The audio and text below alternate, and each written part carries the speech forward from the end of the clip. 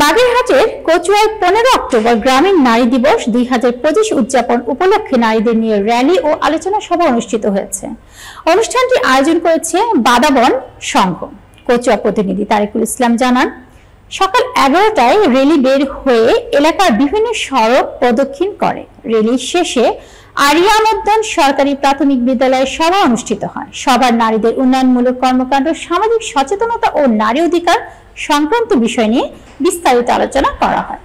সভায় উপস্থিত ছিলেন সাংবাদিক তারিকুল ইসলাম, বাদাবন সংঘের centre manager Pakhi Khatun, programme organiser Soma Akter, programme officer Naima Jahan, Ariamuddin সরকারি প্রাথমিক বিদ্যালয়ের প্রধান শিক্ষক ফৌজিয়া ইয়াসমিন, প্রোগ্রাম অর্গানাইজার জোছনা খানম সহ অন্যান্যরা। উদ্যোগকার নারী শিক্ষার গুরুত্ব, নারীর ক্ষমতায়ন ও সামাজিক উন্নয়নে তাদের ভূমিকার উপর আলোকপাত করেন। এছাড়া ভবিষ্যতে নারী অধিকার ও উন্নয়নমূলক কর্মকাণ্ডে আরো সক্রিয়ভাবে অংশগ্রহণের আহ্বান জানান।